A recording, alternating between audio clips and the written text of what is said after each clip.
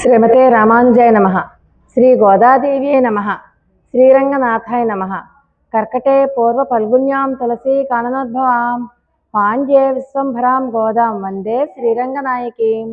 ప్రియ భగవద్బంధువులారా, ధనుర్మాస వ్రత మహోత్సవాలలో భాగంగా ఈరోజు 21వ పాసురాన్ని అనుసంధానం చేసుకుని అందులో ఉన్నటువంటి విశేషాంశాలు తెలుసుకుందాం. నిన్నటి రోజున అమ్మవారిని ఏమని ప్రార్థించారు? అమ్మవారిని స్వామివారిని ఇద్దరిని ప్రార్థించారు. ఎంత లేపినా కృష్ణ పరమాత్మ లేవకపోతుంటే అమ్మవారిని పట్టుకున్నారు. పట్టుకుంటే ఏం కావాలర్రా మీకు అంటే, మాకు ఒక అద్దాన్ని ఒక విసనకర్రని ఇచ్చి నీ వల్లభునితో స్నానం చేయించు అని చెప్పారు. నీ వల్లభునితో స్నానం చేయించు అంటే అక్కడ మనకి తిరుమంత్రాన్ని ఉపదేశం చేసినట్టుగా మనకి ఆండాళ్ళ తల్లి చెప్తున్నారు. అర్థం అంటే స్వస్వరూప జ్ఞానాన్ని ఇచ్చేటటువంటి ప్రణవాక్షరంగాను, అలాగే విసనకర్ర అంటే మనలో దైవపరంగా దైవ గమనంలో ఎదురయ్యే ప్రతిబంధకాలు క్లేశాలు ఏవైతే ఉన్నాయో అవి రూపుమాపడానికి ఉపయోగించే నమః వాచ్యార్థంగా నీ వల్లభుడు అండంతో అక్కడ వేద ప్రతిపాద్యుడైనటువంటి శ్రీమన్నారాయణుని అన్నట్టుగా మనకి తిరుమంత్రాన్ని ఇచ్చారు నిన్నటి రోజున. సరే, ఈరోజు అమ్మవారు ఏమంటారంటే, ఆవిడ కూడా మనలాంటి ఆవిడ కూడా స్వామివారిని చేరవలసిన ఆవిడే కదా.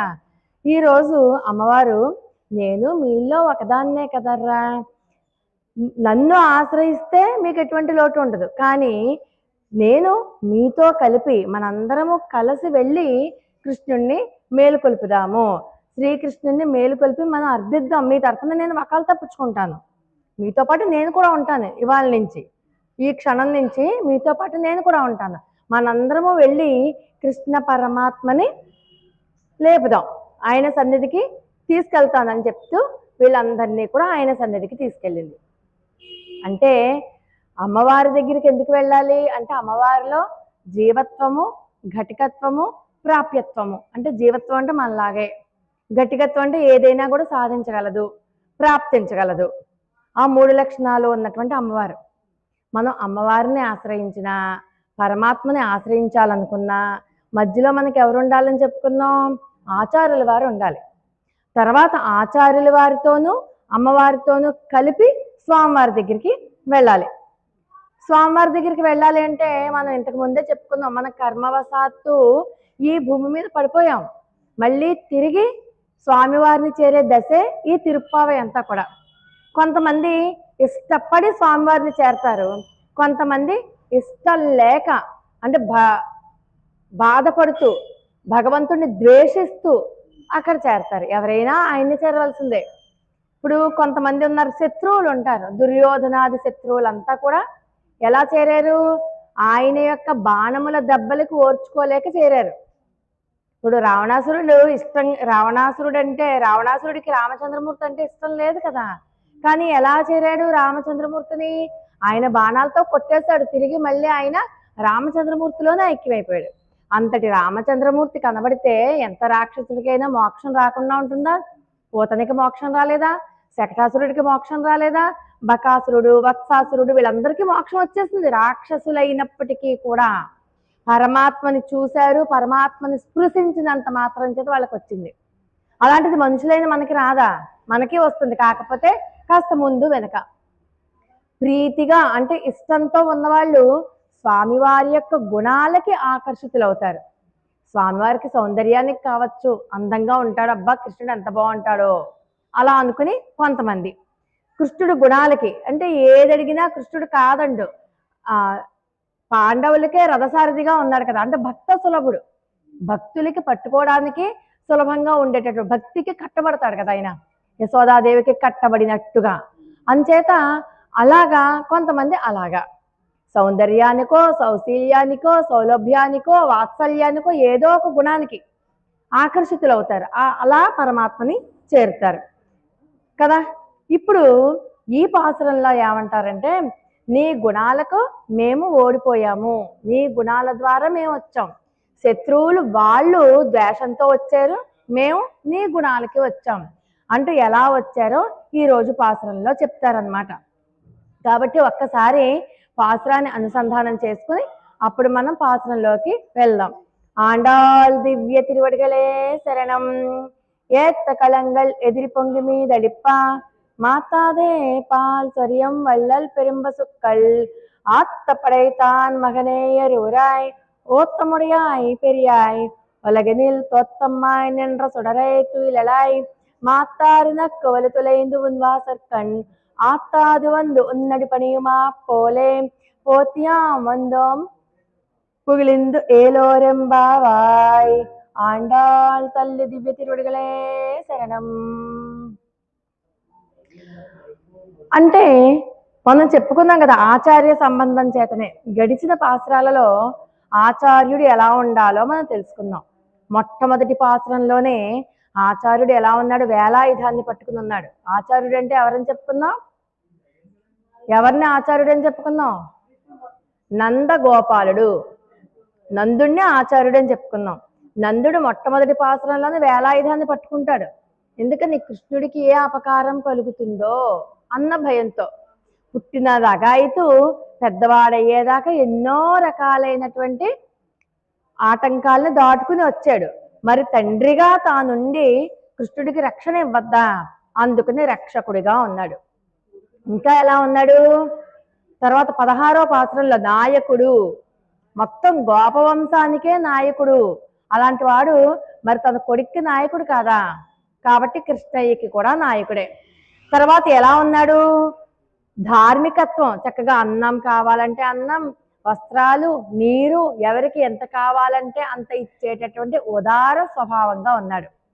తర్వాత ఏనుగును కూడా భుజబలం కలిగిన వాడని చెప్పుకున్నాం కదా, ఏనుగును కూడా నిలవరించేటటువంటి భుజబలం కలిగిన వాడు.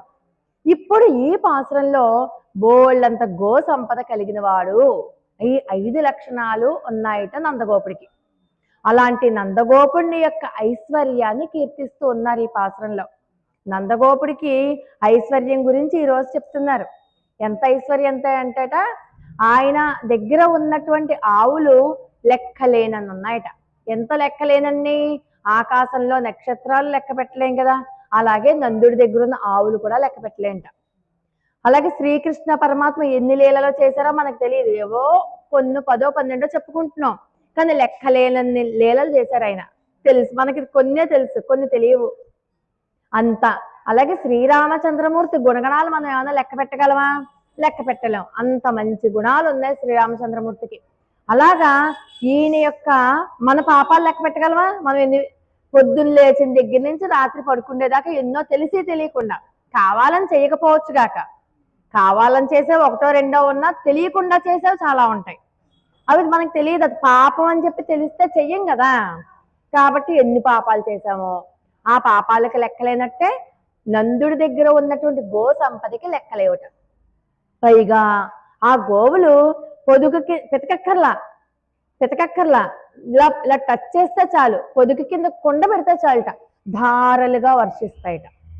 పొదుగు కింద కొండ పెట్టని వాడిదే లోపం, గోవులది మాత్రం ఏ లోపం లేదు. అంత బాగా పాలు ఇచ్చేస్తాయి ఆ గోవులన్నీ కూడా. కాబట్టి అంత పొదుగుతో ఉన్నటువంటి ఉదారమైన పెద్ద ఆవులు ఉన్నటువంటి సంపద ఈరోజు నందుడికి ఉన్నాయి. అటువంటి నందుడి దగ్గర పెరుగుతున్నాడు కృష్ణ పరమాత్మ. నందుడంటే గుర్తుపెట్టుకోవాలి, మన నందుడంటే ఆచార్యుడు అన్న విషయాన్ని గుర్తుపెట్టుకోవాలి. అంటే పరమాత్మ ఎవరి ద్వారా తెలుసుకోవడానికి వీలవుతాడు? ఆచార్యుని ద్వారా తెలుసుకోగలుగుతాం. మనంతటా మనం తెలుసుకోవాలి అంటే తెలుసుకోలేం, ఆచార్యుని ద్వారా మాత్రమే తెలుసుకోగలం. అందుకని ఓ నందగోపాల అని పిలుస్తున్నారు ఈరోజు పాసురంలో. గోపికలు శ్రీకృష్ణ పరమాత్మని సాక్షాత్తు వేద ప్రతిపాద్యుడైనటువంటి పరమాత్మగా తెలుసుకున్నారా లేదా? బహుశా తెలుసుకుని ఉండొచ్చేమో. అందుకే అస్తమాను ప్రతి పాసురంలో నందగోపాల, నందుని కుమార అని పిలుస్తూనే ఉంటారు. మొట్టమొదటి పాసురం నుంచి చూస్తున్నాం మనం. నందగోపాలన్ కుమరన్ అంటుంది మొట్టమొదటి పాసురంలోనే. ఓ నందుని కుమారుడా. ఎందుకని అలా అంటున్నారు అంటే ఆచార్యుడికి వశవర్తుడై ఉంటాడు పరమాత్మ ఎప్పుడూ కూడా. అందుకని అది చెప్పడం కోసం నందకుమార. వాళ్ళు ఏమంటారంటే, ఓ శ్రీకృష్ణ, నిన్ను మేము ఎందుకు ఆశ్రయించాం అనుకుంటున్నావు? మా నందుడి కొడుకువి కాబట్టి. మేమేమైనా రామచంద్రమూర్తి దగ్గరికి వెళ్ళి నువ్వు రామచంద్రమూర్తి స్వరూపం కాబట్టి అక్కడికి వెళ్ళి ఆయన్ని ఆశ్రయించావా? లేదుగా. పోనీ పాల సముద్రంలో శేషసాయి మీద పవళించి ఉన్నటువంటి ఆ వ్యూహ రూపాత్మకమైనటువంటి ఆ పరమాత్మని ఏమన్నా ఆశ్రయించామా? లేదు, అది ఎక్కడుందో మాకు తెలియదు, ఎక్కడికి వెళ్తాం. పోనీ పరమపదంలో వేంచేసి ఉన్నటువంటి లక్ష్మీనారాయణ తత్వమైనటువంటి ఆ శ్రీమన్నారాయణ నాన్న ఆశ్రయించామా? అంతంత దూరాలు మేము వెళ్ళలేం. మా నందుడు ఇంట్లో మా కోసం నువ్వు కావాలని మా వంశంలో కోరుకుని పుట్టావు కాబట్టి, మా నందుడు కొడుకు కాబట్టి నిన్ను ఆశ్రయించాం. మా పక్కింటి పిల్లాడివి కాబట్టి. మన పక్కింట్లో పిల్లల్ని ఇంకా గొప్పవాళ్ళు అనుకోండి, వాళ్ళ ద్వారా పని జరుగుతుంటే వాళ్ళ దగ్గరికి వెళ్తాం కదా. ఎక్కడో ఉన్న మినిస్టర్ దగ్గరికి ఎందుకు వెళ్తాం? వెళ్ళాం. ఇక్కడ ఈ అబ్బాయితో పని అయిపోతుంటే ఎక్కడికో వెళ్ళాం కదా. నీ దగ్గర నువ్వు మా నందుడు కొడుకు, మా నందుడు, మా వంశాన్ని ఉద్ధరించడానికి వచ్చావు. నువ్వు కావాలని మా వంశంలో పుట్టావు. నీ అంతట నువ్వు పుట్టావు, మమ్మల్ని ఉద్ధరించాలని పుట్టావు, మావాడే కదా అని నీ దగ్గరికి వచ్చాను సుమా. వాళ్ళ దగ్గరికి వీళ్ళ దగ్గరికి ఎవరి దగ్గరికి వెళ్ళలా అంటోంది. అంటే ఏంటి ఇక్కడ?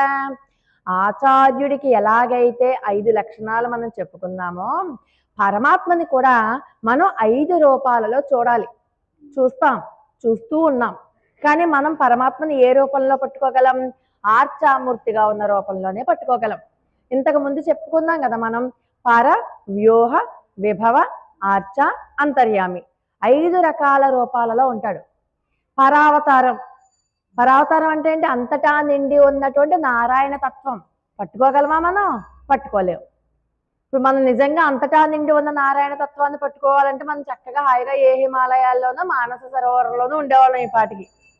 ఎందుకంటే ప్రశాంతంగా మనకి ఇంకా ఈ లౌకికమైనటువంటి వ్యామోహాలు, అసలు లౌకికతను చూడడానికే మనసు ఇష్టపడదు ఆ స్టేజ్లో ఉంటే. సరే, అది చాలా కష్టం. పోనీ విభవ అవతారాలంటే ఇలా వచ్చి ఆ పని అయిపోయాక వెళ్ళిపోతాయి కదా అవతారాలు. మత్స్య అవతారము, కూర్మావతారము, నరసింహ అవతారము, మనకి తెలుసు కదా అన్ని అవతారాలు, 10 అవతారాలు. ఆ పని అయిపోయాక వెళ్ళిపోతాయి, ఉండవు. పోనీ వాటిని ఏమన్నా పట్టుకున్నావా? లేదు, మాకు అది కూడా తెలియదు. ఎందుకంటే అది ఈ కాలం కాదు కదా, మనం ఉన్నదేమో కలియుగంలో కదా. కాబట్టి అవతారాలు ఇక్కడ ఏమి ఉండవు. మరి వ్యూహ అవతారం అంటే మనం పాల సముద్రం ఎలా ఉంటుందో తెలియదు. ఏదో పాల సముద్రం అన్నారు కాబట్టి సముద్రం అంతా పాలే ఉంటాయేమో అనుకుంటున్నాం మనం. అవును కదా, అలా ఉంటుందేమో ఊహించుకుంటున్నాం. అక్కడ పరమాత్మ అలా మనకి చక్కగా ఫోటోలు అన్ని కూడా ఉంటాయి కాబట్టి అలా చూసి, ఓహో ఈ శేషతల్పం మీద ఎలా ఉన్నాడేమో పరమాత్మ. అంత దూరం మనకు తెలియదు, అది ఎక్కడుందో కూడా తెలియదు, విశ్వంలో ఎక్కడుందో. కాబట్టి అర్చావతారం అయితే ఇదిగో మన ఎదురుగుండగా ఉన్నాడు కదా రామచంద్రమూర్తిగా. ఈయనైతే సులభం, చక్కగా ఎక్కడికి వెళ్ళక్కర్లేదు, ఇక్కడికి వస్తే చాలు ఆయన పట్టుకోవచ్చు అంటే గర్భగుడిలోకి వెళ్ళిపోయి ఆయన పట్టుకోమని కష్టమా? నామాన్ని పట్టుకోవచ్చు. శ్రీరామ, శ్రీకృష్ణ మన ఇష్టం. అలాగా మావాడివి, మా రావులపాడు గ్రామంలో ఉన్న మావాడివి కాబట్టి నీ దగ్గరికి వచ్చి మా గోడు వెళ్ళబోసుకుంటున్నాం. ఎక్కడికో ఎలా వెళ్తాం మేము? వెళ్ళలేం కదా. మా వాడి కాబట్టి రోజు వచ్చి మా బాధలన్నీ నీతో చెప్పుకుంటున్నావు, నువ్వు వినాలి కదా. నువ్వే కదా కావాలని ఇక్కడికి వచ్చి ఉన్నావు. గుడి కట్టించుకున్నావా? అన్ని అర్చనలు అన్ని చేయించుకుంటున్నావా? అభిషేకాలు చేయించుకుంటున్నావా? చామంతి పూలు చేయించుకుంటున్నావా? అంత పూజ చేయించుకుంటున్నావు. మా వాడివి కాబట్టి నిన్ను అడుగుతున్నాం. ఎవరినైనా ఎందుకు అడుగుతాం మేము? అదనమాట ఆ దగ్గరతనం అనమాట. కృష్ణుడిని అలా అడుగుతున్నారు. అంటే శ్రీమన్నారాయణుడిగా నిన్ను ఆశ్రయించట్లేదు, మావాడిగా నిన్ను ఆశ్రయిస్తున్నాం. అలా మనం ప్రార్థించాలి. శ్రీమన్నారాయణుడిగా నిన్ను ఆశ్రయించట్లేదు, మావాడు కావాలని నువ్వు మా కులంలో పుట్టావు, మా దగ్గరికి వచ్చావు నువ్వు, అందుకని నిన్ను ఆశ్రయిస్తున్నాం అంటారు. అంటే ఇక్కడ నందుడు అంటే ఆచార్యుడు అని చెప్పుకున్నాం కదా. అంటే ఆచార్యుడు అంత వాడు సకల వేదాలని, వేదాంగాలను, ఉపనిషత్తులను అన్నింటినీ అవపోసన పట్టి దాంట్లో ఉన్నటువంటి సారవంతమైనటువంటి పాలు అనే భగవద్గుణాలని మనకి ఇస్తాడు. దాంట్లో ఉన్నటువంటి సారం అంతా మనకి చెప్తారు ఆయన.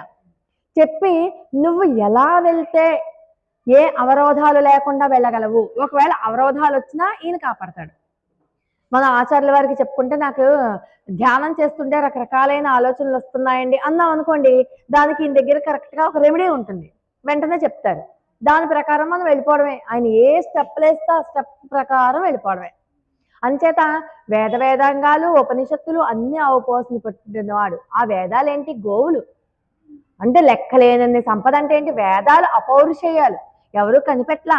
ఇప్పుడు వచ్చే రకరకాల పుస్తకాలు పట్టుకుని వెళ్తున్నారు కదా గుళ్ళకి, అవన్నీ కనిపెట్టబడిన పుస్తకాలు. అవన్నీ ఈ మధ్య వచ్చిన ఒక 1000 సంవత్సరాల పూర్వమో 1500 సంవత్సరాల పూర్వమో. కానీ వేదాల పుట్టుక ఎవరికి తెలియదు. కృష్ణం ధర్మం సనాతనం, సనాతన ధర్మమే కృష్ణుడు. అక్కడ దాన్ని ఎవరు కనిపెట్టలేదు. సనాతన ధర్మం ఈ ఫలానా రోజు నుంచే మొదలైంది సనాతన ధర్మం ఎవరో ఇంతవరకు చెప్పలే. వేదం ఫలానా డేట్లో ఫలానా మనం చెప్తూ ఉంటాం కదా ఒక డేట్, చాళుక్యుల కాలం నాటిది అని చెప్పొచ్చు. అలాంటిది ఏం లేవు వేదానికి. అసలు ఎవరికి తెలియదు వేదం పుట్టుక. మరి అలాంటి వేద రాశి ఎంత ఉందో కూడా తెలియదు. మనం ఏదో ఊరికిన 4 వేదాలని చెప్పుకుంటున్నాం. ఆ ఋగ్వేదము, యజుర్వేదము, సామవేదము, అథర్వణ వేదము ఆ పేర్లు తెలుసు. ఆ పేర్లలో ఉన్న ఎంత లోతుందో మనకు తెలియదు. ఒక పెద్ద మహాసముద్రం. అలాంటి గోవులు అన్నమాట వేదాలంటే. గోవులు వర్షించే పాలధార ఏంటి? వేదాల నుంచి వచ్చేటటువంటి భగవద్ గుణానుభవ వైభవమే. ఆ పాత్ర అంటే మనం పాత్ర పెడతాం కదా, ఏదో గిన్నె పెట్టాలి కదా. ఆ గిన్నె అంటే శిష్యులు. అంటే శిష్యులు అడిగిందే తడవుగా ఉదారంగా ఇచ్చేటటువంటి ఉదారత ఆచార్యుల వారికి ఉంటుంది. అడగాలి సుమా, నాకు ఫలానా అని అడిగితేనే చెప్తాడు గురువు. నీకు ఏ సంశయాలు వస్తున్నాయో నువ్వు సాధన ద్వారా, అంటే దాని ద్వారానే తెలుస్తుంది నువ్వు సాధన చేస్తున్నావా లేదా. సాధన చేస్తూ ఉంటేనే మనకు అనేక రకాలైనటువంటి సమస్యలు, సందేహాలు వస్తూ ఉంటాయి. ఆ సందేహం వచ్చిందే తడవుగా నువ్వు గురువు గారి దగ్గరికి వెళ్ళి ఫలానా సందేహం వచ్చిందంటే ఫలానా సందేహానికి మీరేం చెప్పండి మాకేంటో అని అడిగితేనే చెప్తారు సుమా. పాత్ర తీసుకెళ్లి పొదుగు దగ్గర పెడితేనే నీకు పాలు వస్తాయి, లేకపోతే కిందకి పోతాయి, లేకపోతే అసలు ఇవే ఇవ్వవు.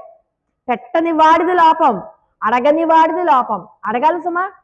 భగవంతుడు కూడా అంతే. ఆచార్యుల వారు ఎంత ఉదారుడో భగవంతుడు కూడా అలాగే చూస్తాట. కృష్ణ పరమాత్మ భగవద్గీతలో చెప్తారు, ఆర్తో జిజ్ఞాసురర్థార్థి జ్ఞానీచ భరతర్షభ. ఆయన ఎదురు చూస్తూ ఉంటారట. ఏ రకంగానైనా తన దగ్గరికి రాకపోతాడా. అందరూ భక్తులే రావాలని లేదు, అందరూ జ్ఞానులే రావాలని లేదు. కోరికతో వచ్చినా, ఏదో నాకు ఇలాగా బాగుండాలి, నాకు ఇంట్లో అప్పులు ఉండకూడదు, పెద్ద భవనం కట్టుకోవాలి, కూతురు పెళ్లి చేయాలి, రకరకాల కోరికలు. లేకపోతే నాకు ఆరోగ్యం బాగుండదు, ఆరోగ్యం ఇవ్వు అంటే కోరికతో వచ్చినా కటాక్షిస్తాను. లేదు భగవంతుడు తెలుసుకోవాలని వచ్చినా కటాక్షిస్తాను. లేదు సగం సగం సగం బుర్రేమో ఇప్పుడు దేవుణ్ణి పూజిస్తాం, మన కోరిక తీరిపోయాక వదిలేస్తాం. మళ్ళీ ఎప్పుడో మనకు కష్టం వస్తుంది, అప్పుడు మళ్ళీ దేవుణ్ణి పట్టుకుంటాం. అలాగని చెప్పి పరమాత్మ ఏమో మన మీద కక్ష కట్టడు. అప్పుడేమో నీ కోరిక తీరాక నన్నేమో దండం పెట్టమా అనేసో మళ్ళీ ఇప్పుడు గుర్తొచ్చానా అని అండో, అప్పుడు కటాక్షిస్తాడు ఆయన. ఆర్తో జిజ్ఞాసతో వచ్చినా కూడా ఏంటో తెలుసుకుందాము. పరమతత్వం ఏంటి, పరతత్వం ఏంటి, భగవంతుడు ఏంటి, అసలు ఎవరు ఏంటి తెలుసుకోవడానికి కూడా వస్తూ ఉంటాం కదా. అలాగే ఎలా వచ్చినా సరే నువ్వు ఎలాగైనా రా, నీ మనసులో ఏదో ఒకటి పెట్టుకుని రా, అసలు ఆలయానికి రా, నా దగ్గరికి రా చాలు అని చూస్తూ ఉంటాడు పరమాత్మ. అంటే తన దగ్గరికి వస్తే చాలు కటాక్షిద్దామని. ఏ రూపంలో వచ్చినా కటాక్షిస్తాను, మనసులో ఎలా వచ్చినా కటాక్షిస్తాను. పోతన మనసులో విషం పెట్టుకొచ్చింది, కటాక్షించలేదా? విషం పూసుకుని వచ్చింది స్థానానికి, చంపేద్దామని పరమాత్మని. అయినా కూడా తన తల్లికి ఏ స్థానం అయితే ఇచ్చాడో, మనసులో విషం ఉన్నా సరే పోతనని కూడా తల్లిలా స్వీకరించి, చూసారా నువ్వు ఏ దుర్బుద్ధితో రా అయినా సరే నిన్ను స్వీకరిస్తాడు ఆయన. అంతటి ఉదారుడట. అంతటి ఉదారత మనకు ఉంటుందా? పరమాత్మ కాబట్టి ఆయన మనల్ని అంత ప్రేమిస్తాడు. మనం ప్రేమించినా ప్రేమించకపోయినా పరమాత్మ మనల్ని ఎప్పుడూ ప్రేమిస్తూనే ఉంటాడు, అందరినీ సమానంగా. దుర్యోధనుణ్ణి ప్రేమించాడు, అర్జునుణ్ణి ప్రేమించాడు, కానీ ధర్మం వైపు నిలబడ్డాడు అంతే. ధర్మానికి రక్షణగా తను సపోర్ట్గా ఉన్నాడు అంతే కృష్ణ పరమాత్మ చేసిందల్లా. కాబట్టి అలాగా కుండలు పెట్టని వాళ్ళది లోపం తప్పితే పెట్టేవాళ్ళు పెట్టనివ్వాలి, పెట్టినంతా వస్తుంది. సముద్రం దగ్గరికి వెళ్తామండి, ఎవరో చెప్తారు ఫలానా క్షేత్రంలో ఉన్న సముద్రపు నీరు తెచ్చుకుంటే మీకు ఏ దోషాలు ఉండవంటే, వాస్తు దోషాలు ఉండవంటే బిందులు తప్పేలాగా పట్టుకుని వెళ్తాం. నాలాంటిది ఏం చేస్తుందంటే చిన్న వాటర్ బాటిల్ పట్టుకెళ్తుంది మోయలేక. ఆ చిన్న వాటర్ అంతే, ఎవరెన్ని పట్టుకెళ్తే అన్నీ వస్తాయి నీళ్లు. కడవ పట్టుకెళ్తే కడవ నీళ్ళు వస్తాయి, బాటిల్ పట్టుకెళ్తే బాటిల్ నీళ్ళే, చెంబు పట్టుకెళ్తే చెంబు నీళ్ళే. నువ్వు ఎంత అడిగితే అంత సమాధానం చెప్తారు గురువు గారు. కాబట్టి అడగాలి. అదే అంటారు, పరమాత్మనైనా అడగాలి. నా జ్ఞానాన్ని ప్రసాదించు స్వామి, నాకు భక్తి జ్ఞాన వైరాగ్యాలు ఇవ్వు స్వామి, నీ పాదపద్మములందు నిశ్చలమైన భక్తి కలిగేలాగా ఆశీర్వదించు స్వామి, సర్వకాల సర్వావస్థలందు నిన్నే ధ్యానించేంత బుద్ధిని ప్రసాదించు స్వామి. ఏ రకమైనటువంటి కోపతాపాలకి నేను లోనవ్వకుండా చూడు స్వామి. నాలో ఉన్నటువంటి కామ క్రోధాది అరిషడ్ వర్గాలను అణిచేయి స్వామి అని మనం కోరుకోవాలి. కోరుకుంటేనే తీరుస్తాడు ఆయన. నువ్వు ఏది కోరుకుంటా తీరుస్తాడు. నాకు బంగారం కావాలి స్వామి, ఈ రోజు కాకపోయినా రేపైనా ఇస్తాడు. ఇస్తాడు, ఇవ్వడంలో లోటు ఉండదు సుమా. కాకపోతే చెప్పాను కదా నిన్న, మన కర్మ పరిపక్వం కాకుండా పరమాత్మ కూడా కర్మకి విరుద్ధంగా వెళ్ళరు. కాల కలయతామహం, కాలస్వరూపుడు పరమాత్మ. తను ఏర్పరిచినటువంటి సిద్ధాంతాలని కానీ రూల్స్ని కానీ పరమాత్మ ఎప్పుడూ అతిక్రమించరు. ఆయనే అతిక్రమిస్తే సకల దేవీ దేవతలు ఏం చేయాలి? అందుచేత పరమాత్మ ఇస్తారు. కాకపోతే మన కర్మ పరిపక్వం అవ్వాలి. అవి అవ్వాలంటే ఇదిగో భగవన్నామ సంకీర్తన, భగవత్ కథలు వినడం, పురాణ ప్రవచనాలు వినడం, ఇవన్నీ చెయ్యాలి. ఇవన్నీ చేస్తేనే కర్మ తీవ్రత తగ్గుతుంది. కాబట్టి కొండల దగ్గర పెట్టని వారిదే లోపం. నువ్వు ఏది పెడితే దానికి సరిపడా ఆచార్యుల వారి కానీ పరమాత్మ కానీ ఇవ్వడానికే చూస్తారు. అర్థమైందా? అలాగా అంటే భగవంతునికి స్వభావమే మనల్ని రక్షించడం, భగవంతుని యొక్క స్వభావమే మనల్ని ప్రేమించడం, భగవంతుని యొక్క స్వభావమే ఉదారంగా మనకి ఇవ్వడం. అలా ఇస్తాట పరమాత్మ. కాబట్టి మనం అడగాలి. అడగకపోతే ఆయన ఏమీ ఇవ్వరు. నువ్వు ఏదడిగు పరమాత్మ నీ మనసులో ఉన్నటువంటి కోరిక తీవ్రతని బట్టి ఆర్తితో అడుగు. ఆర్తి ఉండాలి సుమా. అడగమన్నారు కదా అని చెప్పి ఓ 4 కాసులు బంగారం ఈ స్వామి అడగ. ఆర్తి అంటే నీకు అది ఎంత అవసరము, ఎంత అవసరము విపరీతం. మనకి ఒక్కొక్కసారి చూడండి, కష్టం వస్తే కాళ్ళు చేతులు ఆడవు. అటువంటి పరిస్థితుల్లో ఒక్కసారి దేవుడి దగ్గరికి వెళ్ళి దండం పెట్టుకోవాలనిపిస్తుంది, అభిషేకం చేయాలనిపిస్తున్నప్పుడు ఆర్తి వస్తుంది చూసారా మనలో. ఎటువంటి ఆర్తి? రామకృష్ణుల వారు అంటారు, ఒక శిష్యునిట ఆర్తి అంటే ఎలా ఉంటుందని అడిగితే, ఒకసారి ఆ నది దగ్గరికి రా అని చెప్పి తీసుకెళ్తారు. నది దగ్గరికి తీసుకెళ్తే వెంటనే శిష్యుడు బుర్ర పట్టుకుని ముంచేస్తాడు లోపలికైనా. రామకృష్ణుల వారు ముంచేస్తే ఊపిరి ఆడట్లేదు. బాబాయ్ బాబాయ్ నాకు ఊపిరి ఆడట్లేదు అంటే ఊపిరి ఆడట్లేదు అంటున్నా. ఆయన వదలరు, తలలాగా పట్టుకుని ఉంటారు. అంటే అప్పుడు ఏమనిపిస్తుంది? ఒక్కసారి బయటికి తీస్తే బాబు ఊపిరి పీల్చుకుంటాను రా బాబు అనిపిస్తుంది చూసారా. అప్పుడు నువ్వు గిలగిలగిలగిలగలా కొట్టుకుంటావు చూసావు ఊపిరి తీసుకోవడానికి. అప్పుడు నువ్వు ఎలాగైతే గిలగిలగిలగిలగా నీ ప్రాణం కోసం గిలగిలా కొట్టుకుంటావో అలా భగవంతుని మీద నీ దృష్టి ఉన్నప్పుడు నీ కోరిక తీరుతుంది. అంత ఆర్తి ఉంటే అప్పుడు. పిల్లవాడు చూడండి, గొక్క పెట్టి ఏడుస్తాడు. ఏడిస్తే తల్లి ఏం చేస్తుంది? చేతిలో ఏ ఉన్నా సరే పరిగెత్తుకుని వస్తుంది. నిష్కల్మషంగా అమ్మ కోసమే ఏడుస్తాడు వాడు. ఇంకేమిచ్చినా ఊరుకోడు. అప్పటిదాకా ఎన్నో రకాలైన ఆటలు ఆడతాడు. ఎన్నో గిలక్కాయలు గిలగచ్చకాయలు ఏది ఇచ్చినా ఆడుకుంటాడు. కానీ తనకి అమ్మ మీద బెంగ వచ్చిందంటే ఒక్కసారి ఏడుస్తాడు అమ్మ కోసం. అప్పుడు నువ్వు ఏది బంగారం ఇసురు కొట్టేస్తాడు. అమ్మే కావాలి, అమ్మ వచ్చి ఎత్తుకుండే దాకా ఏడుస్తాడు. అలాంటి ఏడుపు ఉండాలి. అమ్మ కోసం పిల్లవాడు ఎలా ఏడుస్తాడో అలా మనం భగవంతుని కోసం లోపల నుంచి ఏడుస్తాను చూసారా. అలా ఆర్తితో నువ్వు విలపించినప్పుడు ఖచ్చితంగా పరమాత్మ ఇచ్చి తీరుతాడు, ఇవ్వక తప్పదు అని వేదం చెప్తోంది. కాబట్టి అటువంటి వేద రాశి ఎక్కువగా గ్రహించిన వాడు ఆచార్యుడు. కాబట్టి అలాంటి ఆచార్యుడు ఎలాంటి వాడు? ఉదారమైనటువంటి గోవులు లాంటి వాడు.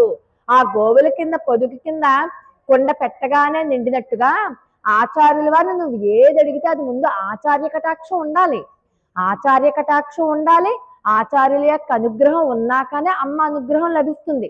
అప్పుడు వాళ్ళిద్దరి యొక్క అనుగ్రహంతోనే స్వామివారి యొక్క అనుగ్రహం లభిస్తుంది. ఏది మనం డైరెక్ట్ గా చేయడానికి లేదు. కాబట్టి విను విను విను విను. అందుకే ఆయన అన్ని చెప్తారు. నువ్వు అడిగితేనే చెప్తాను నేను, విను అంటారు. అందుకే భగవద్గీతలో చాలా సందర్భాలు భూయ ఏవ మహాబాహో శృణు గుహ్యం సనాతన, నువ్వు నేను చెప్పేది విను బోలంతుంది అంటాడు పరమాత్మ. వినాలి, వింటేనే మనకి చాలా విషయాలు తెలుస్తాయి. అలాగా వేద రాశి ఎంత ఎక్కువో అలాగే గోవులు కూడా లెక్కలేనన్ని ఉన్నాయిట మన నందకుమారుని దగ్గర, నందుడి దగ్గర. అలాగే అందుచేత అంతటి ఐశ్వర్యం ఉన్నవో నందగోపుని కుమారా నువ్వు మేలుకో, నువ్వు లేచిరా అని చెప్పి ప్రార్థిస్తున్నారు. గోప సమృద్ధి ఎక్కువగా ఉంది. ఇందాకే అనుకున్నాం కదా సమృద్ధి అంటే ఏంటో. అంటే వేదము చేత ప్రతిపాద్యుడైనటువంటి కృష్ణ పరమాత్మ. వేదానికి అంతటికి అధికారి కృష్ణుడే. తండ్రి ఆస్తికి వారసుడెవడు? కొడుకే కదా. అందుచేత నీకు అంత ఐశ్వర్యం దేనికి అనుకుంటున్నావు? మమ్మల్ని నీ దగ్గర రప్పించుకోవడానికే కానీ నిద్రపోవడానికి కాదు. నువ్వు ఆ ఐశ్వర్యాన్ని చూసుకుని నిద్రపోతున్నావేమో, మేమేమే పోవాలి నువ్వు నిద్రపోతే. కాబట్టి నువ్వు మేలుకుంటే చాలు. పరమాత్మ ఒక్కసారి మేలుకున్నాడా మన కష్టాలన్నీ తీరిపోతాయి. మేలుకోవడం అంటే ఇది అంతర్యామి ఉపాసన. మనలో ఉన్నటువంటి పరమాత్మని మనం కనుక్కుని పదే పదే ఆయన్ని మన సాధన ద్వారా మేల్కొలిపితే ఒక్కసారి మనలో జాగృతమైందా అంతే, వెంటనే అన్ని రకాలైనటువంటి సమస్యలు పోతాయి. కేవలం ఆయన్ని మేలుకొల్పగలిగితే చాలు. ఇది అంతర్యామి ఉపాసన. కూర్చుంటాం, ధ్యానం చేసుకుంటాం. ధ్యానం చెయ్యాలి. మనం అనుకుంటాం ధ్యానానికి కూర్చుంటే నిద్ర వచ్చేస్తుంది. వస్తుంది ప్రారంభంలో. నిద్రే కాదు, పనికి మాలిన ఆలోచనలన్నీ అప్పుడే వస్తాయి. ఒక రోజులో కూర్చుంటే మన ధ్యానం పరిపక్వం అయిపోతే ఇంకెందుకు ప్రతి ఒక్కళ్ళు స్వామీజీలు అయిపోతారు. ఇవి ఏళ్ల కొద్దీ సాధన పనులు సమకూరుతారు. ఈ రోజు కొంతమందికి పూర్వజన్మ సుకృతం వల్ల కొన్ని రోజులలోనే ధ్యానం కుదురుతుంది. కొంతమందికి కొన్ని సంవత్సరాల బట్టి చేసినా ధ్యానం కుదరదు. కొంతమందికి థర్డ్ ఐ ఓపెన్ అయిందంటారు, ఇక్కడ కన్ను ఇలా ఓపెన్ అయిపోయిందంటారు. అది చాలా ప్రమాదం సక్రమంగా లేకపోతే. అందుచేత ఒక్కొక్కసారి ఒక్కొక్కలాగా మన పూర్వజన్మని బట్టే ఈ సాధన అయినా ధ్యానావస్థ అయినా ఏదైనా సరే. అందుచేత మనం ఎంతసేపు లోపల ఉన్నటువంటి పరమాత్మ ఒక్కసారి మేలుకుంటే చాలు. మేలుకున్నాడా చాలు, మనకి అన్ని మనం మేలుకుంటే చాలు, మాకు ఇంకా అక్కర్లా. అందుకని ఓ నాయనా నువ్వు లేచిరా, నీ తండ్రి గారి దగ్గర నుంచి సంక్రమించిన ఐశ్వర్యం మా ఆర్తధ్వని నీకు వినపడకుండా నువ్వు పడుకోవడానికి కాదు. మేము ఇంతలా అరుస్తున్నాం కదా బయట నుంచి, ఆర్తధ్వని మేము ఆర్తితో అరుస్తున్నాం. అది నీకు వినపడకుండా చేయడానికి కాదు ఈ ఐశ్వర్యం ఇస్తా నీకు. మమ్మల్ని ఆ ఆర్తధ్వని నువ్వు విన్నంతనే పరిగెత్తుకుని రావాలని. కాబట్టి మమ్మల్ని నువ్వు చేర్చుకో. ఎలాగా నీకు తండ్రి అయినా మాకు కూడా అయిన తండ్రి, కనీసం తండ్రి సంబంధంతో అయినా ఆచార్యుల వారికి ఎలాగైతే పరమాత్మ లొంగుంటాడో మనం కూడా ఆచార్యుల వారికి అలాగే లొంగుండాలి. ఆచార్యుని ద్వారా పరమాత్మనే కదా మనం సేవించుకోవాలి. అందుచేత తండ్రి సంబంధాన్ని చూసైనా సరే మమ్మల్ని నువ్వు కటాక్షించాలి, నువ్వు ఒక్కసారి లేచిరా అంటూ నందగోపుని యొక్క గుణాలను ఒక 5 చెప్పారని చెప్పుకున్నాం కదా. 1వ పాసురంలో 16, 17, 18, ఇప్పుడు 21. అంటే ఆచార్యుల వారికి సర్వకాల సర్వావస్థలందును భగవంతుడికి తాను రక్షణ ఇవ్వాలి అని మంగళాశాసనాలు చేస్తారు. అమ్మో అందుకే కదా మనం లోపల పెట్టి తాళం వేస్తున్నాం ఆయన్ని, ఎవరన్నా ఏదో అపకారం చేస్తారేమోనని. అది మంగళాశాసన స్వరూపం అనమాట. అంటే అమ్మో నా కృష్ణయ్యకి నేనే రక్ష, చిన్నప్పటి నుంచి ఎన్ని కష్టాలు పడ్డాడు, అందుకు నేనే రక్షగా ఉండాలి అని చెప్పి ఆయన చేతిలో బల్లెం పెట్టుకుని ఎప్పుడూ తిరుగుతూ ఉంటాట నందుడు. అలాగే ఆచార్యుల వారు కూడా పరమాత్మకి రక్షకుడుగా మంగళాశాసనాలు పాడేవారుగా ఉండాలి. అలాగే తను ఏదైతే సాధించుకున్నారో తిరుమంత్రం, ఆ తిరుమంత్రాన్ని ప్రసాదించి పరమాత్మే నీకు అన్ని రకాలుగా ధారకము పోషకము, ఆయన నీ కష్టాలు తీరుస్తాడు, తిరుమంత్రాన్ని పట్టుకో అని చెప్పి మనకి ప్రసాదించేవాడు అయి ఉండాలి. అది 2వ గుణం. ఇక తనకి లభించినటువంటి భగవద్ గుణానుభవ వైభవం ఏదైతే వేదాల నుంచి ఉపనిషత్తుల నుంచి తాను సంపాదించాడో ఆ వైభవాన్ని తాను ఒక్కడే అనుభవించకుండా ఇలా 10 మందితో కలిపి అనుభవిస్తే అది అలార ఇవ్వాలి వాగ్రూపంగా. తిరుప్పావే ఏదో భగవంతుడి దయ వల్ల నాకు భగవంత్ కృప కటాక్షం చేత నాకు వచ్చింది అనుకుందాం. నేను ఇంట్లో చదువుకుంటే నాకు ఒక్కదానికే వస్తుంది, కానీ ఆనందం రాదుగా. అందరితో కలిసి కూర్చున్న ఆనందం రాదుగా. ఇంట్లో ఏదోలా చదువుకుంటూ ఉంటాను, నాకు ప్రతిసారి చదువుతాను కాబట్టి ఒక్కొక్కసారి చదవను కూడా. నోటికి వచ్చి కాబట్టి పాసురాలు మట్టుకు చదువుకుంటాను అంతే. కానీ ఇక్కడ ఖచ్చితంగా మీ అందరితో కలిసి ఆనందాన్ని అనుభవించాలి కాబట్టి ఖచ్చితంగా మీ అందరితో అనుభవిస్తున్నానా. అలాగా ఆచార్యుడు అనేవాడు భగవద్ వైభవాన్ని నలుగురికి పంచిపెట్టేవాళ్ళ ఉండాలి. అంతేకాదుట ఈ సాధనా క్రమంలో శిష్యుడికి ఏమైనా ఆటంకాలు వస్తే, ప్రతిబంధకాలు ఏర్పడితే తనకి గాని తన శిష్యులకి గాని ప్రతిబంధకాలు ఏర్పడితే ఆ ప్రతిబంధకాలని కూడా నిలువరించగలే భుజబలం కలిగిన వాడై ఉండాలి. ఏనుగుని ఎలాగైతే అంకుశంతో నిలువరించగలడో అలాగా ఆచార్యుల వారు కూడా మనకి కలిగే శారీరక మానసిక ఆటంకాలు కూడా అన్ని రకాల ఆటంకాలు నిలువరించగలే భుజబలం కలిగిన వాడు అయి ఉండాలి ఆచార్యుడు. ఇంకా బోళ్ళంత సమృద్ధి అంటే బోళ్ళంత శాస్త్ర పరిజ్ఞానం ఉండాలి, విషయ పరిజ్ఞానం ఉండాలి. వేదాలు ఉపనిషత్తులు ఇవన్నీ చదువుకొని ఉదారంగా శిష్యులు అడిగినంత మాత్రం చేతనే ఇవ్వగలిగేవాడు అయి ఉండాలి ఆచార్యుడు. ఇలా 5 లక్షణాలు ఉన్నటువంటి ఆచార్యుడికి వశవర్తి అయి ఉంటాడు పరమాత్మ. అలాంటి సాధనా సంపత్తి కలిగినటువంటి ఆచార్యుడికి వశవర్తుడే ఉంటాడు. ఆయన చెప్తేనే కృష్ణుని పట్టుకోగలం. లేకపోతే మనం ఎదురుగుండగా రాముడు ఉన్నా రాముడే ఉన్నట్టు మనకి పట్టుకోవడం రాదు. ఆ పట్టుకుంటే మంత్రం ఎవరివ్వాలి? ఆచార్యుల వారి వల్లే ఇవ్వాలి, ఆచార్యుల్లే ఇవ్వాలి. అంచేత ఇట్టి లక్షణాలు కలిగినటువంటి ఆచార్యుడు తండ్రికి కుమారుడు ఎలాగైతే విధేయుడిగా ఉంటాడో అలాగట ఆచార్యుడికి కూడా పరమాత్మ విధేయుడిగా ఉంటాడట. అది ఎలా అంటే ఒక చిన్న కథ చెప్తాను, జరిగిన కథ. భగవద్ రామానుజుల వారు ఒకసారి గురు కటాక్షం అంటే ఎలా ఉంటుందో, ఆచార్యుల కటాక్షం అంటే ఎలా ఉంటుందో చూడండి. భగవద్ రామానుజులు ఒకవారి రామాయణ కథా కాలక్షేపం ఆయన గురువు గారి ఇంట్లో చేస్తున్నారు. ఆ రామాయణ కాలక్షేపానికి అందరూ వస్తున్నట్టే పాలు పెరుగు కావాలి కదా. ఒక గొల్ల వనిత చక్కగా ఒక పేదరాలైనటువంటి అక్కడ రోజు పాలు పెరుగు తీసుకొచ్చి ఇచ్చేసి వెళ్ళిపోతూ ఉండేది. అలాగా నెల్లాళ్ళు ఇచ్చింది. ప్రతిరోజు రావడం, పాలు పెరుగు ఇవ్వడం. నెల జరిగిందో 6 నెలలు జరిగిందో టైం అయితే నాకు సరిగ్గా గుర్తులేదు, కానీ ప్రతిరోజు ఇచ్చేది. ఇచ్చేసాక సరే రామాయణ కథా కాలక్షేపాలు అయిపోయాయి. మొత్తానికి మరి ఆవిడకి డబ్బులు ఇవ్వాలిగా, పాలకి పెరుగుకిను. ఆచార్యుల వారు భగవద్ రామానుజుల వారు అంటారు, ఆవిడకి ఎంత అయిందో చూసి లెక్క కట్టేసి ఇచ్చేయండి అంటారు. ఇచ్చేయండి అంటే ఆవిడంటుంది, మీరు చెప్తే అదేదో మోక్షం ఇస్తారట కదా, ఫలానా దేవుడు ఎవరో శ్రీరంగంలో రంగనాథుడు వాళ్ళు చెప్పుకుంటూ వాళ్ళు చెప్తే పరమాత్మ చెప్తే, పరమాత్మ మీరు ఎవరికి చెప్తే, ఎవరికి మోక్షం ఇవ్వాలని మీరు చెప్తే వాళ్ళకే పరమాత్మ మోక్షం ఇస్తారట కదా. కాబట్టి అది ఆవిడేమనుకుంటుంది, మోక్షం అంటే ఏదో పుస్తకమో కొండో కాయో అనుకుంటుంది. ఆవిడకి మోక్షం అన్నా కూడా ఏం తెలియదు. ఆ మోక్షం కనుక మీరు ఇస్తేనే పట్టుపోతానంటుంది. ఆయన నవ్వుతారు. ఒకసారి భగవద్ రామానుజులు గారు, ఎలా ఏమంటాం నీకు మోక్షం అంటే, నవ్వి అదేంటండి మీకు మోక్షం ఎలా ఇవ్వాలో తెలీదా, ఓ పంచిన చిన్న కాగితం మీద, అప్పుడంటే కాగితాలు ఉండవు కదా, ఏ తాటాకు మీద రాసిచ్చి ఉండొచ్చేమో బహుశా, మనకు అర్థం అవడం కోసం కాగితం అని చెప్తున్నాను. ఏముందండి చిన్న మీరు ఇలా రాసిచ్చేయండి నాకు, అది పట్టుకుని నేను 7 కొండలకు వెళ్తాను, తిరుపతి వెంకన్న దగ్గరికి వెళ్ళిపోతాను, వెళ్ళిపోయి అక్కడ ఆయనకు చూపించేస్తాను, చూపిస్తే నాకు ఆయన మోక్షం ఇచ్చేస్తారు, అదేదో పండో ఫలమో అనుకుంటుంది అనేసి ఆయన రాసిస్తారు. ఏదో మందుల చీటీలాగా రాసిస్తారు, పట్టుపోవచ్చని చెప్పి అక్కడే కూర్చుంది ఆవిడ. వెళ్ళలా. ఈయనకి ఏం చేయాలో అర్థం కాలేదు. సార్ నవ్వొచ్చి కానీ ఆవిడ మనసులో చూసారా ఎంత భక్తో, గురువు మీద విశ్వాసం అంటే అది. అంటే ఆయన ఎవరో చెప్పిన మాట వింది ఆవిడ. పరమాత్మ భగవద్ రామానుజుల వారు ఎవరికి మోక్షం ఇమ్మంటే వాళ్ళకే ఇస్తారు అన్న మాట విని అది మనసులో పెట్టుకుని సేవ అంతా అయ్యాక నాకు ఆ మోక్షం ఇవ్వండి అని చెప్పొచ్చు కూర్చుంది. అంటే ఆయన చేస్తే జరిగిపోతుందన్న విశ్వాసం. ఆవిడకి మంత్రం తెలియదు, మాయా తెలియదు, ఏం తెలియదు.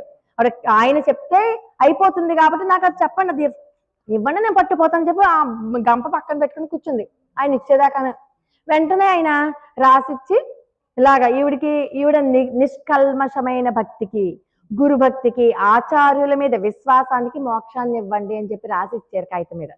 ఆ కాగితం పట్టుకుని 7 కొండలు వెళ్ళి వెంకటేశ్వర స్వామి దర్శనం చేసుకుని, మనం మొక్కులన్నీ హుండీలో వేస్తాం కదా, హుండీలో వేస్తే పరమాత్మకి ఆశ్చర్యం వేసిందిట ముందర. హౌరా ఎంత విశ్వాసం గురువు మీద. వెంటనే కటాక్షం ఆవిడకి కనబడ్డారు. వెంటనే ఆవిడ కటాక్షించారు, ఆవిడకి మోక్షం ఇచ్చేశారు. అంటే గురుభక్తి అంటే మన విశ్వాసం అంతలా ఉండాలి మనకి. అంటే గుడ్డిగా ఫాలో అయిపోవాలి ఆ గురువుని. భగవద్ రామానుజులు అంతటి వారు చెప్తే మోక్షం ఇవ్వకుండా ఉంటారా? మనకి ఒక పాసురంలో కూడా వచ్చింది, సింహాచల అప్పన్న కృష్ణమాచార్యులు అన్న ఆయన పాటలు పాడుతుంటే ఆయన వచ్చి నాట్యం చేస్తూ ఉంటారు. భగవద్ రామానుజులు అడిగారని చెప్పి మనం చెప్పుకున్నాం కదా గత పాత్రంలో, అవునా? ఎప్పుడు ఇస్తారో భగవద్ రామానుజులకి మోక్షం ఎప్పుడు ఇస్తారో కాస్త కనుక్కుని చెప్పండి అంటే, ఆయన సింహాద్రి అప్పన్నని కనుక్కుంటే, రామానుజులు ఎవరికి ఇమ్మంటే వాళ్ళకి ఇస్తాను, కానీ నీకైనా రేపు ఆయన చెప్తేనే ఇస్తాను, లేకపోతే నీకు మోక్షం లేదని చెప్పారని చెప్పుకున్నాం కదా. అది గురుభక్తి అంటే. ఆచార్యుల వారి కటాక్షం అంటే అలా ఉంటుంది. మనకంత విశ్వాసం ఉన్నప్పుడు ఆచార్యుల వారు కటాక్షిస్తారు. ఇందాక చెప్పుకున్నాం కదా ఆర్తి అని, అంత ఆర్తి ఉన్నప్పుడు ఖచ్చితంగా కటాక్షిస్తారు. కాబట్టి భగవత్ ప్రాప్తి కలిగించడంలో ఆచార్యుల సంబంధము మనకి కావాలి, అమ్మవారి యొక్క సంబంధం కూడా మనకి కావాలి. అంచేత ఐహికమైనటువంటి ఐశ్వర్యము, పారలౌకికమైనటువంటి సుఖాలు, ఐహికమైనటువంటి ఐశ్వర్యం అంటే ఇక్కడ బతుకున్నాక మనకి తిండికి గుడ్డకి బట్టకి లోటు లేకుండా మనకి ఏది కావాలంటే అది. ఈ జీవుడు వెళ్ళిపోయాక మరి అక్కడ నరక బాధలు అనుభవించకుండా అక్కడ కూడా మనకి పారలౌకిక ఐశ్వర్యం అంటే ఏంటి? పరమాత్మ సన్నిధానానికి వెళ్ళిపోవడమే. ఇక్కడ ఇది, అక్కడ అది. ఎవరికి ఏది కావాలంటే అది ఇవ్వాలి అంటే కేవలం పరమాత్మ ఆచార్య కటాక్షం చేత, అమ్మవారి కటాక్షం చేత మాత్రమే ఇస్తాడు అని చెప్తూ, ఓ కృష్ణ నువ్వు మేలుకో, నువ్వు పడుకోవడం కాదు, మాకు ఆచార్య సంబంధం ఉంది, మేము ఆచార్యుని ద్వారా నిన్ను పట్టుకుంటున్నాం కాబట్టి నువ్వు మేలుకో. ఓత్తముడియాయి దృఢతర ప్రమాణ సిద్ధమైన వాడా. ప్రమాణం ఏంటి? మనకి కృష్ణుడే దేవుడని ప్రమాణం ఏంటి? చాలా మంది చెప్తారు అసలు మీ దేవుడికి ప్రమాణమే లేదు. ఎందుకు లేదు? వేదం ప్రమాణం. మనకి వేదమే ప్రమాణం. ఎందుకంటే అదేమి నిన్న మొన్న పుట్టింది కాదు, అసలు పుట్టికే తెలియదు.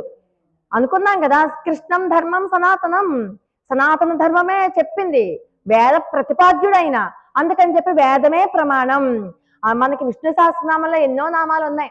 వేదో వేద విదవ్యం గోవేదాం గోవేద విత్ కవి, లోకాధ్యక్ష సురాధ్యక్షో ధర్మాధ్యక్ష కృతాకృత, శబ్దాధిక శబ్ద సహా ఎన్నున్నాయి. శబ్దానికి అందేవాడు ఆయనే, శబ్దానికి అందని వాడు కూడా ఆయనే. విశ్వం విష్ణుర్వషట్కారో భూత భవ్య భవత్ ప్రభు, భూత కృద్భూత బృద్భావో భూతాత్మ భూత భావన, అన్నీ ఆయనే. ఆ విష్ణు సహస్రనామం ఇవన్నీ ఎక్కడి నుంచి వచ్చాయి? వేదం నుంచే వచ్చాయి. ఎవరు ఏం కనిపెట్టలా అవేమి, అవునా కదా? అందుచేత వేద ప్రతిపాద్యుడైనటువంటి పరమాత్మని ఫలానా ఆయన నీకు పరమాత్మ అని చెప్పింది వేదమే. వేదం ఎవరినైతే పరమాత్మ అని చెప్పిందో వాళ్ళనే కొలవాలి మనం. అంతకు మించి వెళ్ళామా కష్టాల్లో పడినట్టే. కాబట్టి ఈరోజు మనకి ఏంటి? అదే దృఢతమమైన ప్రమాణం ఏది? వేదం. వేద ప్రతిపాద్యుడైనటువంటి ఆయన. వేదానికి మాటకి అందేవాడు ఆయనే, మాటకి అందనివాడు ఆయనే. శబ్దానికి అందేవాడు ఆయనే, శబ్దానికి అందనివాడు ఆయనే. మనలాంటి లౌకికమైన వాళ్ళ మాటలకు అందడు, కానీ తిరుమంత్రానికి అందుతాడు కదా, అది శబ్దమే కదా, అవునా కదా? అలాగా అలా మంత్రపూరితమైనటువంటి శబ్దానికి అందుతాడు ఆయన. ఇప్పుడు గోవింద అదొక మంత్రం, మనకు తెలియదు అది. గోవింద అన్నది ఎంత గొప్ప మంత్రమో మనకి వచ్చే పాత్రల్లో చెప్తారు. ఇంకా దానికి ఏ రకమైనటువంటి నియమాలు కూడా ఉండవన్నమాట, అంత గొప్ప మంత్రం అది. అది ఎందుకు వచ్చింది, ఎందుకు అంత గొప్ప మంత్రం, అన్ని మంత్రాలలోకెల్లా ఆ మంత్రం ఎందుకు విశిష్ట స్థానం పొందిందో కూడా చెప్తారు తర్వాత పాత్రలో. అలాగే అభివ్యక్తమైనటువంటి జ్యోతి స్వరూప, ఆయన జ్యోతి స్వరూపుడు. మీ దేవుడు ఎక్కడున్నాడో చూపించండి. కరెంట్ ఎక్కడ ఉంటుంది? వైర్ని పట్టుకుంటే తెలుస్తుంది కరెంట్ ఉందో లేదో, అవునా కదా? కరెంట్ ఎక్కడుంది? ఎక్కడ కనబడుతుందా? లైట్ వెలుగుతోంది కాబట్టి కరెంట్ ఉందంటుందో. లైట్ ఆపేస్తే కరెంట్ లేదా? దాంట్లో పవర్ లేదా? పవర్ ఉందా లేదా? పట్టుకుంటే లైట్ ఆపేసి నువ్వు ఒకసారి పట్టుకో వైర్ని, అప్పుడు నీకు పవర్ ఉందో లేదో చూపిస్తాడు దేవుడు. అదే జ్యోతి స్వరూపుడు అంటే మన దేన్ని కూడా వృధాగా కొట్టి పడేయకూడదు. దేవుడు లేడు, ఎక్కడున్నాడు చూపించు, ఉన్నాడా? నాస్తికవాదాలు ఉంటాయి చూసావా, వాళ్ళని తీసుకొచ్చి హై పవర్ టెన్షన్, అది హై టెన్షన్ పవర్ ఉన్నటువంటి ట్రాన్స్ఫార్మర్ భగవంతుడు అంటే, మళ్ళీ అడ్రస్ కూడా ఉండదు అలా వితండవాదాలు చేస్తే, అర్థమవుతుందా? కాబట్టి జ్యోతి స్వరూపుడు. జ్యోతి స్వరూపుడు అంటే ఎందుకుట?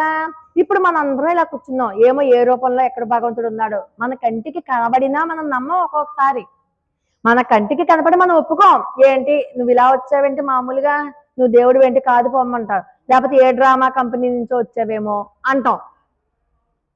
అలాగే మరి గోపికలకు ఎలా తెలిసింది ఆయనే పరతత్వం అని? వేద ప్రతిపాద్యుడైనటువంటి కృష్ణ పరమాత్మ ఆయనని ఎలా తెలిసింది అంటేట, తనను ఎవరైతే ఎక్కువ ప్రేమిస్తారో వాళ్ళకి పరమాత్మ చతుర్భుజమూర్తిగా దర్శనమిస్తాట. అంటే కేవలం గోపికలకి మాత్రమే చతుర్భుజమూర్తిగా కనబడతాట, మిగతా ఎవరికి కనబడ్డు. అందుకని కృష్ణుడు తనతో వాళ్ళందరితో ఆడి పాడే కృష్ణుడే పరమపదంలో వేంచేసి ఉన్నటువంటి శ్రీమన్నారాయణుడు అని చెప్పి తెలుసు వాళ్ళకి.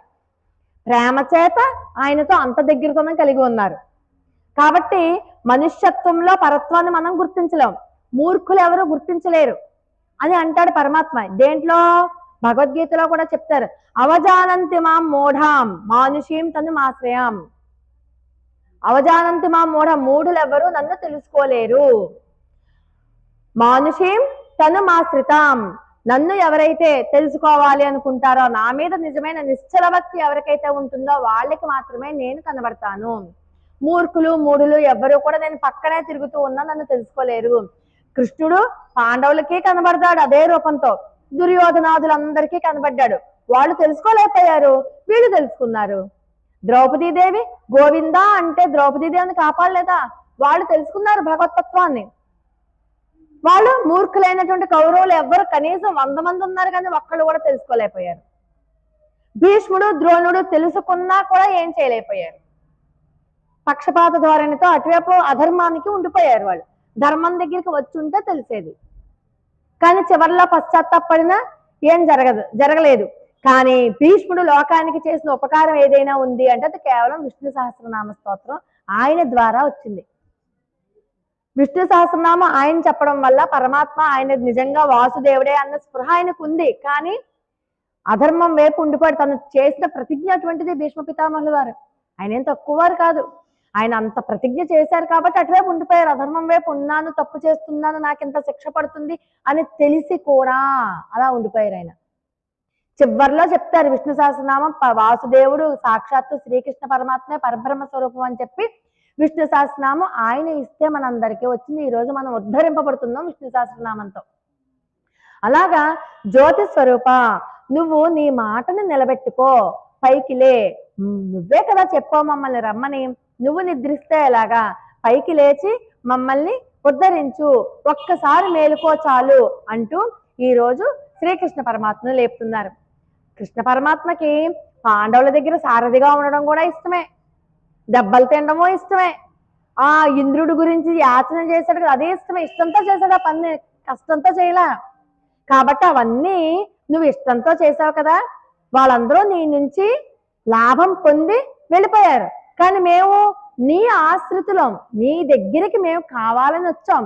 నీ ఆశ్రితులమైన మాకు కూడా నువ్వు ఉపకారం చెయ్యకపోతే వాళ్ళందరికీ నువ్వు ఏ ఉపకారం అయితే చేశావో ఆ ఉపకారం మాసిపోతుంది, పోతుంది. కాబట్టి మేం కావాలని నీ గుమ్మం దగ్గరికి వచ్చాం. కృష్ణ ఒక్కసారి కళ్ళు తెరు అని అడుగుతారు. అడిగితే కృష్ణుడు అంటాడు, సరేనర్రా నేను మేల్కుంటానులే, మీరెలా వచ్చారు ఇంతకేను, ఎలా వచ్చారు అని అడుగుతాడు కృష్ణుడు. ఎలా వచ్చారు అంటే వీళ్ళు ఇంకా ఏదన్నా మనం ఏమనుకుంటాం, కారులో వచ్చారా, నడిచి వచ్చారా, బస్సు మీద వచ్చారా ఇలా అనుకుంటాం. వాళ్ళు ఎలా వచ్చారా, శత్రువులు ఎలాగైతే ఓడిపోయి నువ్వు తప్ప నాకు వేరే దిక్కు లేదని చెప్పి శత్రువులు ఎలా పడిపోయారో నీ పాదాల మీద, అలాగ మేము నీ గుణాలకి పడిపోయొచ్చాం నీ దగ్గర. అంటే మొత్తం అంతా సర్వస్వ శరణాగతి చేసాం. వాళ్ళు ఏడుస్తూ శరణాగతి చేశారు, మేము ప్రేమతో చేసాం. అలా వచ్చాం నీ దగ్గరికి, ఏదో ఆశించి కాదు సుమా. ఏం ఆశించి నీ దగ్గరికి రాలేదు, కేవలం నీ దివ్య మంగళ విగ్రహం చూసి మంగళాశాసనాలు చేద్దామని వచ్చాం. వాళ్ళు ఏడుస్తూ వస్తారు. వాళ్ళు శత్రువులు చూడండి నీ యొక్క భుజబలానికి లొంగి మీ వాటికి ఏడుస్తూ వస్తారు. ఇంకేముంది, శత్రువుని ఓడించేసాం అనుకోండి అన్ని రకాలుగా విధి లేని పరిస్థితులలో శరణాగతి చేస్తాడు. ఓడిపోయింది మనసులో కక్ష ఉంటుంది, కోపం ఉంటుంది. ఎప్పుడైనా నాకు ఒక టైం రాకపోతున్నా నేను గెలవకపోతానా, కానీ మేము అలా వాళ్ళు వచ్చినట్టుగానే మేము వచ్చాం, కానీ మాలో అది లేదు. నువ్వే కావాలని నువ్వు కను విప్పితే చాలు నీ దివ్య మంగళ విగ్రహం చూసి నీకు మంగళాశాసనాలు చేద్దామని శత్రువులు ఎలాగైతే వచ్చారో అలా వచ్చాం. శత్రువులు ఎవరు మనకి? భగవంతుడు చెప్తాడు కదా మనకి, ఎవరైతే నా భక్తులకి శత్రువులో వాళ్ళే నాకు కూడా శత్రువులు అంటారు. మరి మనకి శత్రువులు ఎవరు? అహంకారం మమకారాదులతో ఉన్నవాళ్ళు ఎవరైనా సరే, అహంకారం మమకారాదులతో నిండిన వాళ్ళు శత్రువులు. అలాగే భగవద్వేషులు, అలాగే వేదాలను వెటకారంగా మాట్లాడేవాళ్ళు, వేద ఉపనిషత్తులు అన్నింటినీ కూడా హేళన చేసేవారు, భాగవత భక్తులు నిందించేవారు, వీళ్ళందరూ కూడా శత్రువులే. వీళ్ళందరూ ఈ రోజు కాకపోతే రేపైనా ఆయన బాణాల దెబ్బలకైనా పడిపోయినా ఆయన్ని చేరుతారు. కానీ మేము అలా కాదు, నీ గుణాల దెబ్బలకి పడిపోయాం. నీ బాణాల దెబ్బలనయ్యో చర్మాన్ని కాసేపు బాధ పెడతాయి, కానీ నీ గుణాలు ఉన్నాయి చూసావా, మనసుని చీల్చేస్తాయి. నీ సౌందర్యం అబ్బ మళ్ళీ ఎప్పుడెప్పుడు చూస్తానా అనేటటువంటి సౌందర్యం నీది. ఆ సౌందర్యానికి ఆకర్షితులైపోయి నీ పాదాల దగ్గరికి వచ్చిన వాళ్ళు కొంతమంది. అలాగే నువ్వు ఎంత నీ దగ్గరికి వచ్చి అడిగితే చాలు ఇచ్చేస్తావు కదా, భక్త సులభుడు కదా నువ్వు. గోవిందా అనంగానే పరిగెత్తుకుంటూ వస్తావు. అందుకని నీ గుణాలు మా మనసుని చీలుస్తాయి. అవి మమ్మల్ని కూర్చోనివ్వో పడుకోనివ్వో ఏం చేయనివ్వో. ఎప్పుడెప్పుడు నీ సన్నిధానానికి వెళ్ళిపోవాలన్న ఆతృత. అలాగా వాళ్ళు నీ బాణాల దెబ్బలకి ఓడి నీ పాదాలకు పడిపోయారు. మేము నీ గుణాల దెబ్బలకి ఓడి నీ పాదాల దగ్గరికి వచ్చేసాం. శత్రువులు ఎలా వచ్చారో అలా మేం కూడా వచ్చాం అని చెప్తున్నారు. అంటే శృతి స్మృతి పురాణ ఇతిహాసాలన్నింటినీ కూడా హేళనగా మాట్లాడేవారు, చీత్కారం చేసేవారు, వాటిని నిర్ద్వందంగా ఖండించేవారు, వీళ్ళందరూ కూడా భగవద్వేషులే. అలాంటి వాళ్ళు ఎప్పుడైనా చేరతారు. వాళ్ళకి కొంచెం ఆలస్యం అవ్వచ్చు కాక ముందే వెళ్ళొచ్చు కాక, అది వాళ్ళ యొక్క చేసుకున్న కర్మను బట్టి ఉంటుంది. కానీ మేము నీ గుణాలకి ఓడిపోయి వచ్చాం కాబట్టి మమ్మల్ని కటాక్షించు. ఆ రోజు హిరణ్యకశిపుడు రావణాసురుడే శత్రువులు అనుకున్నాం, కాదు మేము కూడా శత్రువులమే. ఏ జన్మ చేసిన కర్మమో నీకు ఇంకా దూరంగా ఉన్నాం. మేము నిన్ను చేరుకోలేకపోతున్నాం. ఏదో శక్తి మమ్మల్ని అడ్డగిస్తోంది. మేము ఇంకా నీ పాద పద్మాల దగ్గరికి చేరుకోలేకపోతున్నాం, నీ దివ్య ముఖ మండలానికి చేరుకోలేకపోతున్నాం. బహుశా ఆ రాక్షసులు ఏ పాపం చేసుకున్నారో మేము అదే చేస్తూ ఉంటాం. వీళ్ళు చూడండి, ఇంత మంచి సాత్వికమైనటువంటి భావన కలిగి ఉన్నా కూడా వాళ్ళు రాక్షసులతో పోల్చుకుంటున్నారు. అంటే మన దగ్గర ఏమీ లేదు, మేము కూడా అజ్ఞానులమే, మేము కూడా ఇంకా ఏవో దోషాలు చేసామని మనం సర్వస్వ శరణాగతి చేస్తేనే పరమాత్మ మనల్ని కటాక్షిస్తాడు. కాబట్టి మాలో ఉన్నటువంటి అహంకార మమకార రూపాలన్నింటినీ శత్రువుల్ని దూరం చేయి. మాకు భాగవతోత్తములని సేవించుకునే భాగ్యాన్ని ప్రసాదించు. మాలో ఇలాంటివి ఏమి రాకూడదన్నమాట. అందుకని చెప్పి నీ దివ్య మంగళ విగ్రహాన్ని చూసి నీ సౌందర్యానికి వశమై నీకు మంగళాశాసనాలు పాడాలని చెప్పి వచ్చాం, కానీ ఇంకా ఏమీ కాదు అని చెప్పి ఈరోజు పాత్రలో కృష్ణ పరమాత్మను లేవమని చెప్పి అడుగుతూ ఉన్నారు మన గోదా గోపికలందరూ. కృష్ణ పరమాత్మ లేచాడా లేదా? వాడు ఒక్క మాట ఏదో మాట్లాడాడు కదా, ఎలా వచ్చారో చెప్పండి రా అని. లేచాడా లేదా అన్నది రేపటి పాసురంలో మనం చూద్దాం. రేపు కాదు, ఎల్లుండి పాసురం అయితే విశేష పాసురం. ఎల్లుండి పాసురం విశేషమైనటువంటి పాసురం కాబట్టి ఎల్లుండి పాసురమా కాదు, 24వ పాసురం. అవతల ఎల్లుండి పాసురం విశేష పాసురం. ఇంకా 2 రోజుల టైం ఉంది, పర్వాలేదు. విశేష పాసురం అయితే కృష్ణ పరమాత్మ లేచే పాసురం అనమాట. అది అందుకని అది విశేషమైంది. కాబట్టి ఆండాల్ దివ్య తిరువడిగలే శరణం. లోకా సమస్త సుఖినో భవంతు. స్వస్తి ప్రజాభ్య పరిపాలయంతాం న్యాయేన మార్గేణ మహిమహీసాహం. గోబ్రాహ్మణేభ్య శుభమస్తు.